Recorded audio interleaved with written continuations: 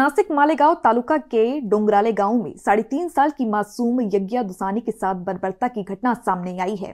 दोपहर में खेलते समय बच्ची लापता हुई और जंगल के पास उसकी लाश बरामद की गई। पोस्टमार्टम रिपोर्ट में बलात्कार के बाद पत्थर से सिर कुचलकर हत्या किए जाने का खुलासा हुआ। 24 साल का आरोपी विजय खैरनार को पुलिस ने अरेस्ट किया। पुलिस की माने तो आरोपी ने यज्ञा के पिता से पुरानी रंजिश की वजह से इस वारदात को अंजाम दिया। आक्रोशित ग्रामीणों ने मालेगांव कोर्ट के अंदर घुसकर न्याय दो की मांग कर रहे थे। पुलिस ने लाठीचार्ज किया। नासिक मालेगांव हाईवे पर 4 घंटे के लिए जाम लगा दिया गया और फांसी की सजा की मांग की गई। इस घटना से पूरे महाराष्ट्र में आक्रोश और स्तब्धता है।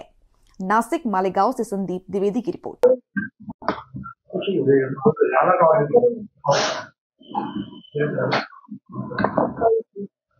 कोण विचारणार एकदम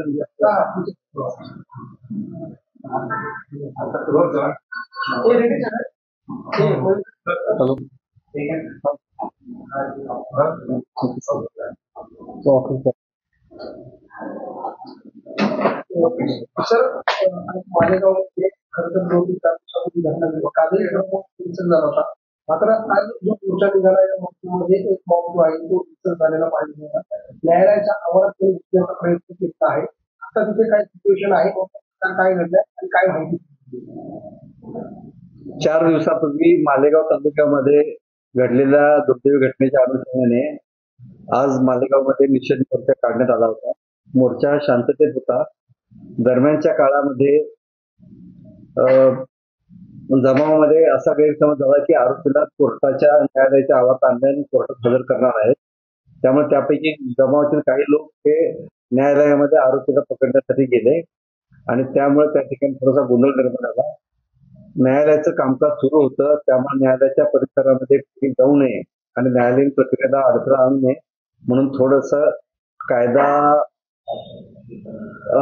थोडासा पोलिसांना बळाचा वापर करावा लागला आणि लोकांना कोर्टाच्या आवारात येऊ दिलं नाही।